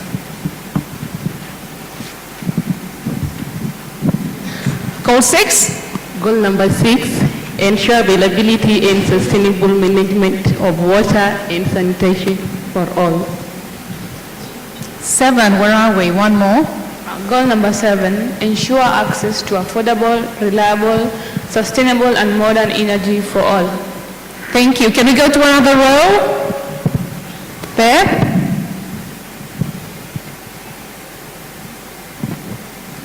Goal number 8. Promote sustainable, inclusive and sustainable economic growth, full and productive employment and decent work for all. 9. Goal number 9, build resilient infrastructure, promote inclusive and sustainable industrialization and foster innovation. 10. Build resilient infrastructure, promote inclusive and sustainable industrialization and foster innovation. 11. Goal number 11, make cities and human settlements inclusive, safe, resilient and sustainable. Great. Can we go to 12 on the same row? Goal number 12, ensure sustainable consumption and production patterns. Goal number 13, take urgent action to combat climate change and its impacts. We'll go to 14. Don't be shy. You can stand up so everyone can see and hear you. Goal number 14, conserve and sustainably use the oceans, seas and marine resources for sustainable development. Great. And can we go to another row now? For the last 3 ones. Feel free to stand up. Goal number 15, protect, restore and promote sustainable use of terrestrial ecosystems, sustainably manage forests, combat desertification, and halt and reserve land degradation and halt biodiversity loss. Great. And goal 16? Goal number 16, promote peaceful and inclusive societies for sustainable development, provide access to justice for all, and build effective, accountable, and inclusive institutions at all levels. Fantastic. And 17?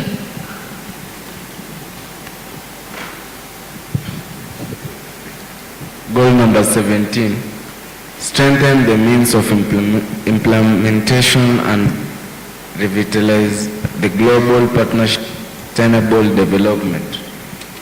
Fantastic. Big round of applause to all of you who've taken part in this. Because you all play a part in achieving these 17 goals. And we are going to stick to the same theme of engagement and you being in the driving seat for this. So what we're going to do now is I'm going to ask you to turn to the next person. So just pick a person next to you.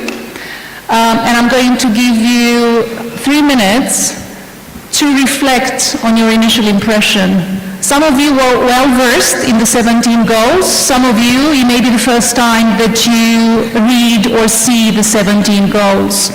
What is your initial impression? Which one is most important to you and why? So I'm going to ask you to turn in pairs. So choose a person to your left or to your right or behind or in front. And tell them what is your initial impression having seen the 17 goals and which one is the most important to you and why. And I'm going to be keeping them up there to help with that. So I'm just going to give you 3 minutes to do that. Yeah, what is your initial impression from these 17 goals? What is more important to you of all of them and why? Have you found a pair? I hope my assistants can still help me. Yeah, walk around to make sure that people are doing what they're supposed to do.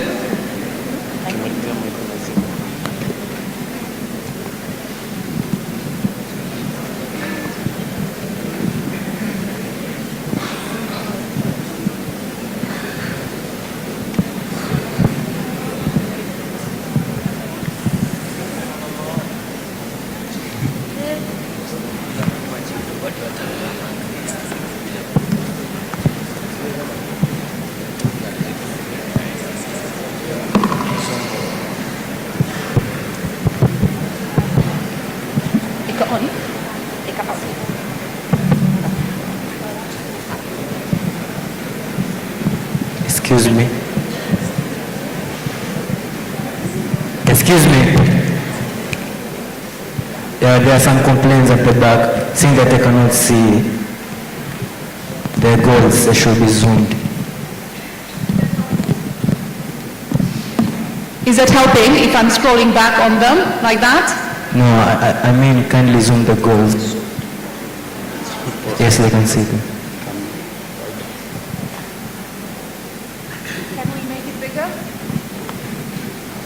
No, so unfortunately we are at the mercy of the technical capability of this room, so we're not able to do that. But I'm encouraging colleagues who cannot see to just move to the front.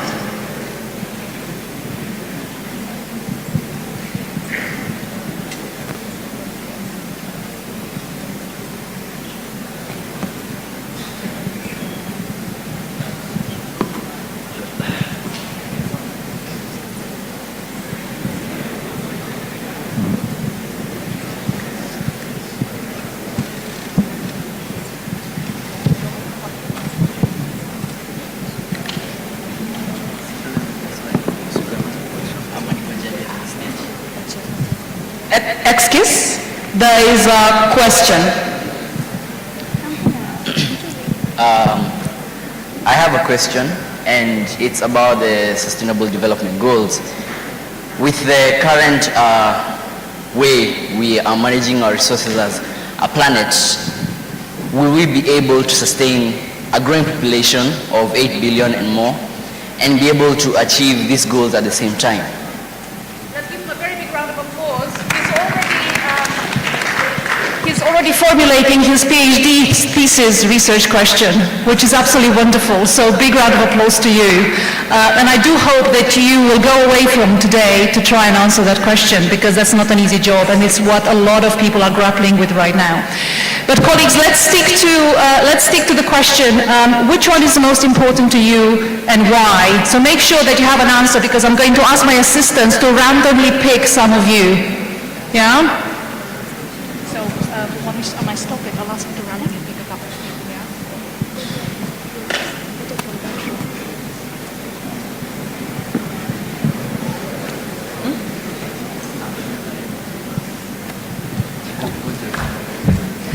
How are we doing? I'm hearing the buzzing slowing down. I'm giving you 1 more minute, and my assistants have been tasked to randomly pick some of you to give an answer to which one is the most important to you and why. And why? Now, from my role,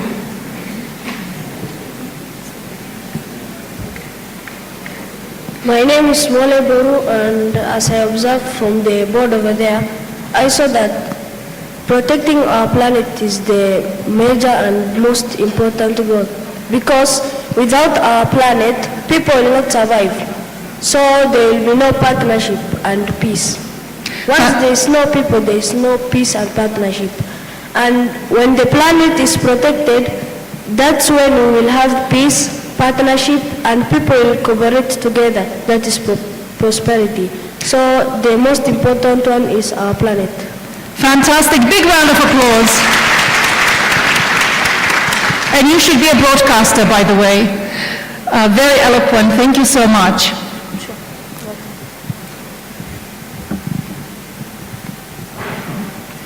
Okay, to me, I think goal number 2 is the most important one. You can also face the audience. Okay, goal number 2, it says end hunger. Actually, when you have very food for people, or people need food to survive, right? So when you provide food for them, I think that's the best option according to me. Thank you. Okay, so we had go for goal 2.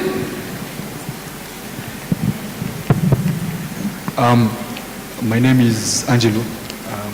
Speak up. My name is Angelo. I agree with what you said. To me, I value food a lot. So goal 2 is something that I should be very committed to, because I think when guys are hungry, guys can die, and the other goals won't be met, in my opinion. Thank you. By my views, I will say SDG 1, no poverty, is the most important.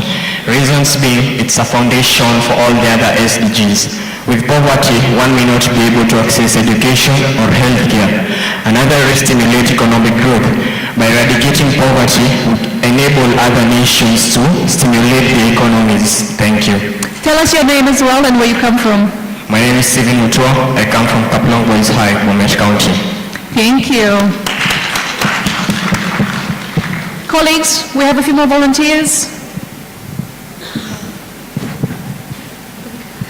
Hello, I'm Helam Teklan Afula from Wegas Kamsinga, and for me the most essential is good health and well-being, because one having a poor health cannot do anything good. Thank you.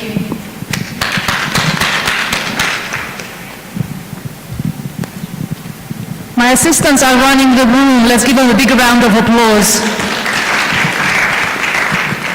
Hello, my name is Faith, and I think I'm interested in SDG 14, life below water, because I've been curious of life below water.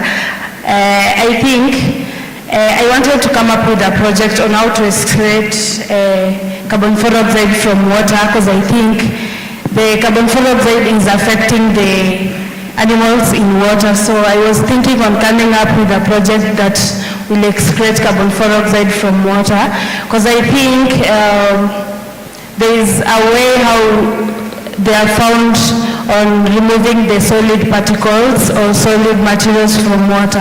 So I think the carbon dioxide is the one that is remaining. How fantastic, you're already developing your project. That's brilliant. Hello, my name is Brian, and if it's a question of what's important, I think every goal is important. We should ask ourselves which one is urgent. And I think climate change is urgent, and it will help us look at what we've been doing wrong and what we can start to be doing right from now. Thank you. Okay. So I'm Jesse from the Alliance High School. I'm Form 1, so I'm not leaving anytime soon. But anyway, I'd like to change the mentality of the question, if you allow me. It's not which I find interesting, but which we should find interesting, because the entire idea of the SDGs isn't for one person, but it's for all of us, the benefit of the entire world. So what I think is of interest to us is number 7, affordable and clean energy. Number 9, industry, innovation and infrastructure. Number 13, climate action. Because right now we cannot neglect the fact that we are destroying our planet. One famous quote is the virus, there is the virus and there is the host. So there are only two things that can happen. The virus kills the host or the host kills the virus. But either way the virus dies. So as humanity, especially with fossil fuels and other factors leading to climate change, we are destroying our planet. And the planet is a host. So we as humanity can either destroy the planet or through climate change and whatnot, the planet can destroy us. But either way, we will die. So in this SDGs, we are trying to promote, let me see the well-being to avoid the detriment of our planet and the human race as a whole. So, yeah. Thank you very much for that. Well, as for me, I will speak on number 1, no poverty and quality education. Number 1, when we have no poverty, we are able to access quality education, and when we access quality education, we are able and we are equipped with skills to compact and to deal with the other factors. Thank you very much for that. We'll take 5 more. Okay, I'm Griffin Waso from Miranda High School, and really we're looking at 17 goals, and the 17th goal literally is trying to tell us that we should focus on everything here, because if you're talking about partnership for the goals, strengthen the means of implementation, revitalize the global partnership for sustainable development. If we look at education, we can say that the UK offers very quality education. Now, if the UK offered quality educations to African countries, that in turn, in the sustainable development goals, using their climate and the food production they have, exporting coffee and the rest, can solve zero hunger in UK, then it means that the most important, rather the most interesting for the nations at large should be goal number 17, because we're focusing on doing the talk. We simply don't talk, choose one out of the 17 that we clearly say are most important. So if the 17 are important, then let's do the 17. Goal number 17. Hello, my name is Wisdom Kitanga from Gamboni High School. Mine is to emphasize on quality education. You see, when everybody have quality education, he will always do the best to conserve the environment. You see, by quality education, everybody gets the knowledge on how to live on earth and how to do at the right time. That is all about me.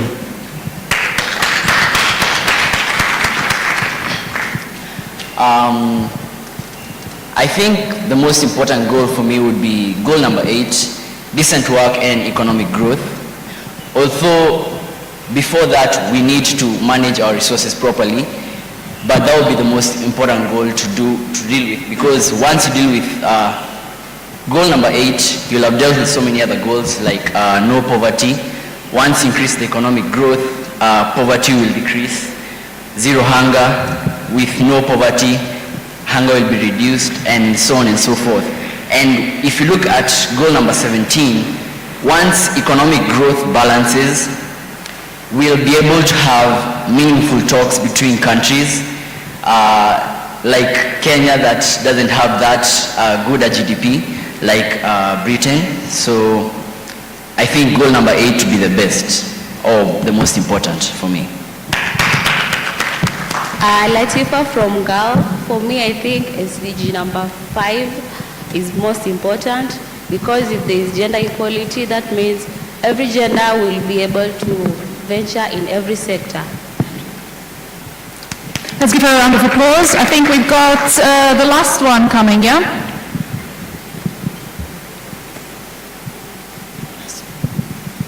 Okay, my name is Seth Mukaya from Morero Boys High School, Mobile County. I'll synchronize goal number 13, goal number 2, and goal number 6. So when we talk about climate action, that's, as at for now, the emerging issue that we're experiencing is based on climate change. Climate change causes a lot of problems. That's like wreaking havoc.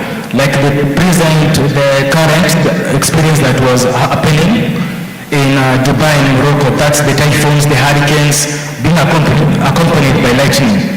Coming to zero hunger, that's based on agriculture, that's how we can produce food. If we need to eradicate that issue of hunger in various societies, so we need to curb the effect of climate change, because if there's intense heating, intense increase in temperature, it will result to high evaporation rates. And what will this cause? This will make the land infertile, degrading it. So making it agriculture impossible to continue prospering. On the issue of clean water and sanitation, if we need clean water, like we always see like societies, that's the northeastern places, people who travel long distances to obtain water and even get access to it. If they get that water, the water that they get is dirty. That calls about for filtration. So if we curb on climate change, plant more trees, we shall continue attracting rain and even continue digging more boreholes to ensure sustainable clean water supply to the society. Thank you. Fantastic. Colleagues, we're going to leave it at that, but what I'd like to try and do now is get my 4 assistants to come up here and share with us what they think is the most important goal for them. And I hope they've been paying attention. Can I invite you back up? And thank you very much for being so helpful. Sure. Another round of applause for them.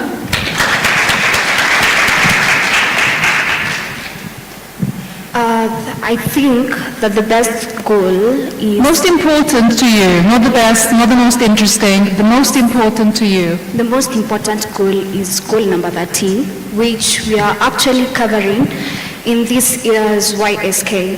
I think that I've had some people talking about poverty, and I just want to inform you that our country is not poor. If you have done your research, in just the year 2020, Kenya used 20 billion, that is $185 million to curb on the issue of floods, which caught us unaware. If we had a system to implement this, then we couldn't have used that much money on such. In the year 2024, Kenya was pushed to the limit, also due to floods, to borrow the UK embassy over 140 million. If we had a system to curb this, then we couldn't have such problems. I've had someone talk about education. Education. We can't have education when our people are dying. People are dying, and it's because certain issues on the climate action kill us unaware. It's such a sad news, it's such a sad news, and the fact that even the innovative countries such as China, Japan, Bangladesh, the big, let me just say the first world countries have not yet discovered a way to curb these issues. So if we had systems to implement this, then we couldn't be where we are right now. Then the 20 billion could not have been used. Kenya could not have borrowed UK over 140 million to curb on such issues. Yeah. Thank you. Who's going next? So I'd like to go with goal number 17. See, partnership for the goals. Like, as one of you said, when each and every goal is important. Like, if we ignore some of the goals, see, if we partnership for all the goals, like, let's say poverty, zero hunger, good health, quality education, gender equality, clean water and sanitation. Not top goal number 7, I can see. Can I move closer? Go for it. Affordable and clean energy, decent work, economic growth, industry, innovation and infrastructure, reduced inequalities, sustainable cities and communities, responsible consumption and production, climate action, life below water, life on land, peace, justice, and strong institutions. So when you solve goal number 1 to 16, I think they're all equally important. That is what I have to say. Thank you. Mine are SDG number 17, 12, 13, and 14. Number 7 says affordable and clean energy. I think 7, 12, 13, and 14 relates. Number 1, the reason as to why we're using like fossil fuels is because we don't, the reason of why we have climate change and global warming is because we use fossil fuels. We don't have like clean energy sources. That's why we have YSK. We build projects, we come up with projects. An example, I'm doing one on, do you know CADVAT, as scientists who invented the CADVAT scale, saying that we are currently a type 0 civilization, whereby we don't have energy sources to sustain us, so we use other sources like fossil fuels which damage our climate. Responsible consumption and production. The reason as to why we are degrading our planet is that we don't use the utilities we have responsibly. Like, we have different ways of forming leather, but we still use animals. We have different ways of forming paper, but we still use trees. We have carbon credits, carbon neutrals, but we're still releasing more than we reduce because we don't have responsible consumption patterns. Life below water. Fish are suffering currently as we speak because of the different sources of energy we use. Because of the different sources of energy that we use. Responsible consumption and production, like the toxic chemicals used in industries to form materials and products, they're all released into the oceans, damaging aquatic life, degrading our ecosystems. So if you asked me, SDG number 7, 12, 13, and 14. Yeah. Thank you. And last, for me, I consider SDG 17 the most important, partnerships for the goals. Like as we have been told, there is no innovation without cooperation. And so many of the problems that we face are addressed through innovation, yes? Yes? Yes. Isn't that why we're here? We're finding different methods of solving the many problems. For innovation, yes, see those poverty, yes, but we are finding different methods through innovation to curb these problems. And how can we innovate without cooperation? I consider like our planet as a team of more than 200 members. What if I consider myself separate? Let's say Kenya decides to end hunger, end poverty, and provide good health and well-being, but Uganda doesn't. They do not agree. What if I find myself as a refugee, as a Kenyan refugee in Uganda? I will not be able to achieve these goals or better myself just because one country did not agree to partner, to interact, to agree, and to even agree to disagree on certain matters. And so to me, SDG number 17 is the most important, partnerships for the goal. Thank you. okay, can I ask you once again to tell us your names, and everyone remember these names and look them up in 10 years' time, because I for sure would be curious to know what you are doing with your lives. My name is Mercy Wanjukundegwa, and just to mention, since I have the mic, I've come up with a solution to curb that issue. Yes, the issue that I've mentioned above is what I've done as my project. Fantastic. My name is Shadrach Baraka. Thank you. Nathaniel Mwenda. Oh, and if you're interested in the clean energy project that I mentioned, you can come and see me. Fantastic.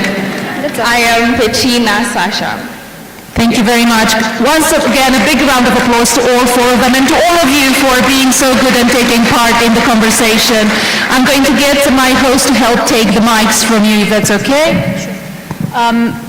So we've heard a lot of reflections. I guess as you were thinking through why the SDGs matter to you, inevitably we always filter this through our personal experiences or through the experiences of the communities that we are part of. And we've had some fantastic round of reflections where some of you focused on particular goals, some of you discovered the interdependency between these goals, because indeed we cannot make significant progress in any of them without making progress in the others. Some of you looked at what is immediately affecting you, and that is important. We are human beings. Some of you already elevated that to think at connections. We are all incredibly connected, and that is why climate change issues and protecting the planet is so important. So really humbling to see my four assistants step up in their role while put on the spot, and absolutely fantastic to have your reflections on that session. So do keep these questions percolating throughout the next few days, and continue asking the question of what matters to you, where can you add value? And for you, if you are to pursue a career in research, you need to be motivated.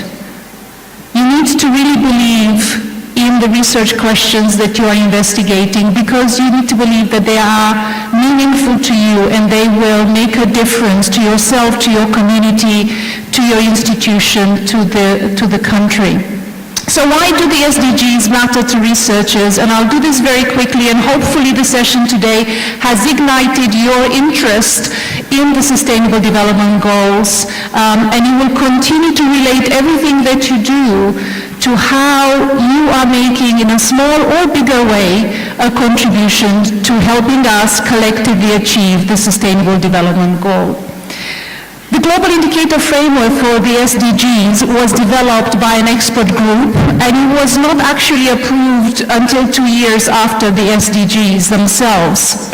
These metrics do take time, and it takes huge teams of researchers and experts to come up with the various indicators.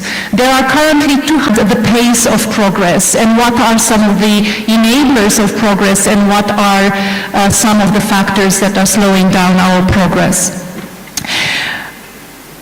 We moved a little bit into research, and as I said, some of you are already thinking ahead of undertaking research projects. Some of you are researchers at heart, and some of you are considering potentially a career in research. But whether you like it or not, research is part of life. Research is everywhere. Whether you know it or not, in every single job that you are doing, there will be some element of research which you are doing or somebody else is doing and is helping you progress with your job.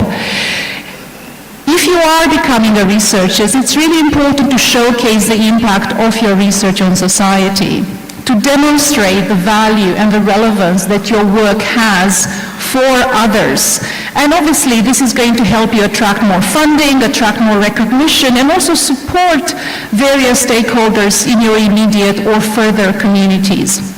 The SDGs, therefore, can become a really powerful framework for you as a researcher and any research project that you may be embarking upon to help demonstrate your impact on society. So this is a call for a different type of action. The United Nations in 2019 said the work of research and higher education institutions is vital to achieving the SDGs, as they serve as incubators of new ideas, of inventions, and of solutions to the many global challenges that we face and that we share. Researchers, as I said earlier, have been guiding the Sustainable Development Goals, from helping to understand the challenges that we are all facing, to setting the goals and to developing those indicators that we are now collectively measuring.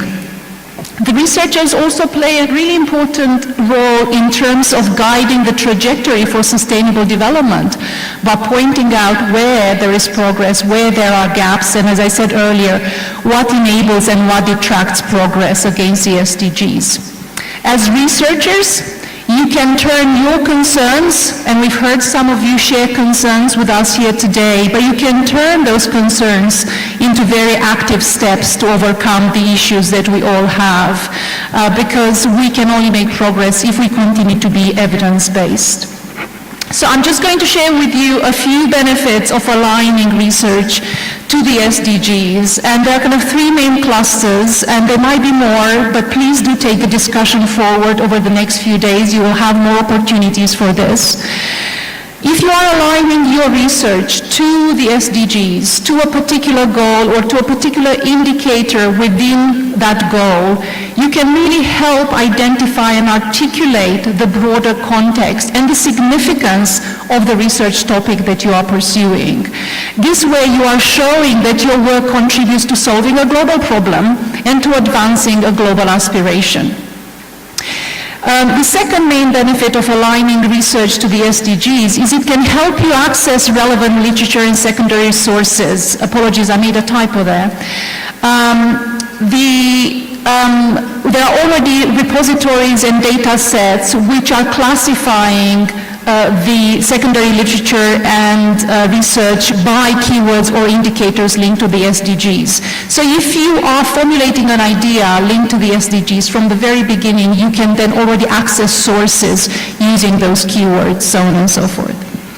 And lastly, if you are aligning your research to an element in the Sustainable Development Goals, you will be better to communicate your research to a much wider and a much more diverse audience. So those are three thoughts to take away, in particular for those of you that are embarking upon any project or any initiative that has any research element in it. And how you can do this, it's about, developing this frame for research impact using the Sustainable Development Goal from the research formulation phase and all the way to the communication and outreach. So when you are planning your research question, the Sustainable Development Goals and particular indicators can be a source of inspiration and guidance, and hopefully our discussion here today has inspired you to go and research for yourself or indeed to prepare something for publication one day. And if you do that, and I know that we have university students in the room today, do keep in mind that if you are considering to submit a research paper for publication, you can use the Sustainable Development Goals to highlight the importance of your work to the wider sector, to the wider community, to society at large. And then last but not least, it goes without saying that communication and outreach is a really important part of research, and if you formulated your research through the lens of the SDGs, you will be able to share the findings and target those findings and recommendations to specific audiences, and we do share in that common goal of achieving the SDGs. Colleagues, before I wrap up, I just want to take a couple of minutes just to tell you a bit more about the British Council and how we link into the SDGs. Some of you are already well familiar with the British Council. We do support peace and prosperity by building connections, by building understanding and trust between people in the UK and countries worldwide. And I'm very fortunate to have been in Kenya with the British Council for several good years, and in that process establish a very strong partnership with the National Research Fund. So many thanks to the CEO and the chairman who are here with us today. And we have been also exploring partnership with the YSK, and really pleased that this event is taking place today. We ourselves as an institution contribute to the achievement of the SDGs through the work that we do across the world in education, English language, arts and culture. I'm not going to go through any of the details here, but do have a look at our website, both in terms of the work that we do and how we relate as an institution all of our work to the SDGs. From the work that we do under Goal 4, education, our work in Kenya, for example, spans the schools, tertiary and vocational education sectors, all the way to Goal 5, and the work that we're doing in terms of addressing gender equality and empowering women and girls in all of our work. But also how, for example, through our work in art and culture, education and English, we participate in programs that create ideas, innovation, and real change to combat climate change. And I'm going to leave you with one reflection, and I will argue that there is a missing pillar, and obviously we will see how the review of Agenda 2030 will go, and that missing pillar is the culture's contribution to SDGs. The British Council has done a lot of work around the importance of arts and culture in the development context. We've researched and identified ways in which arts and cultural programs and initiatives can contribute to the Sustainable Development Goals.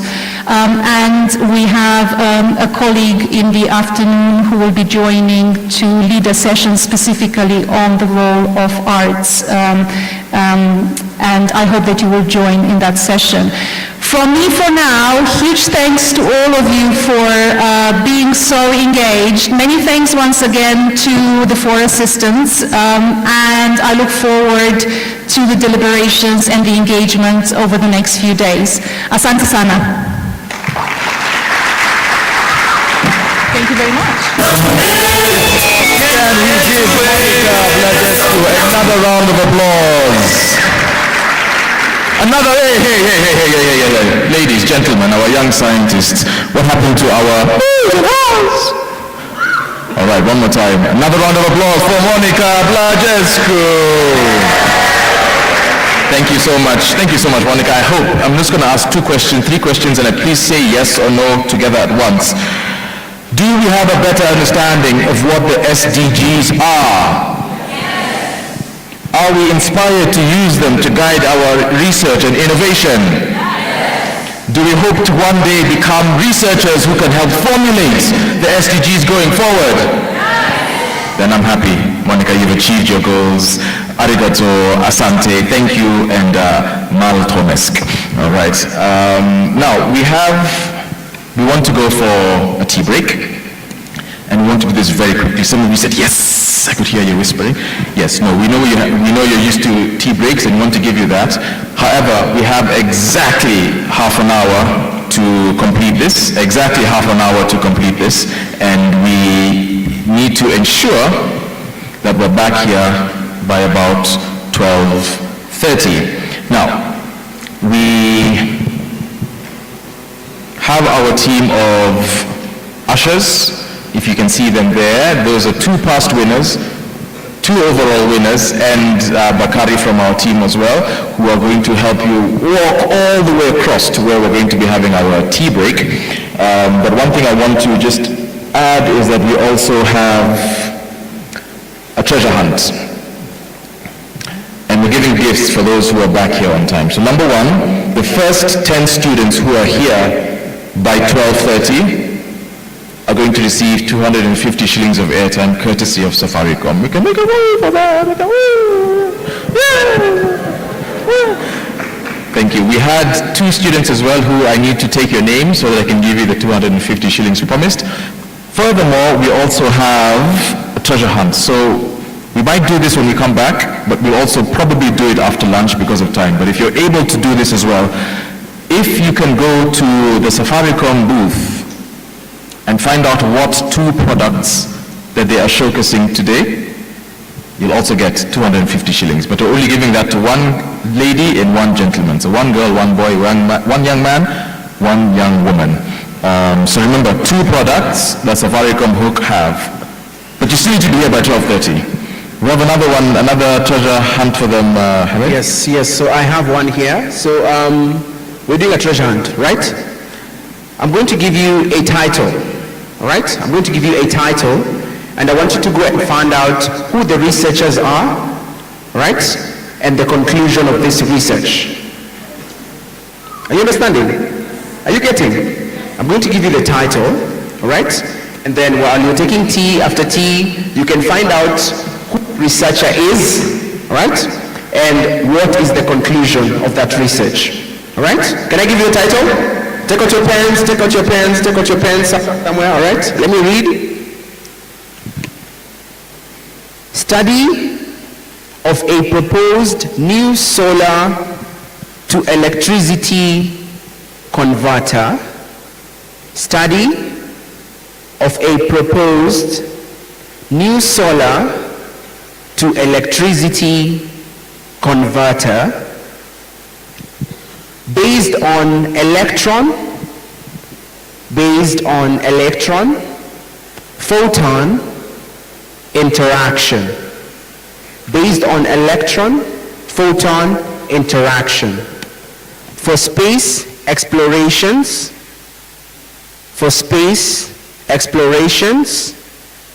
a theoretical study. Study of a proposed new solar to electricity converter based on electron photon interaction for space explorations, a theoretical study. When you come back, you tell us who the researcher is, and the conclusion of this research will give you 250 shillings worth of airtime, courtesy of Safaricom. For this one, we will take it after lunch because we want you to be back here on time. And I just have to say, Omar, I haven't seen them take these many notes. Everybody was writing notes, even Professor Atemo. So I know that he's also looking to win 250 shillings of airtime worth of Safaricom. All right. With that said, I'm going to ask all our students if you can quickly get to your feet. All our students and teachers, rise to your feet. All our students, just stand where you are. Stand where you are. Very quickly, very quickly, very quickly. Rise to your feet, rise to your feet. And then if all of our students can turn to your left.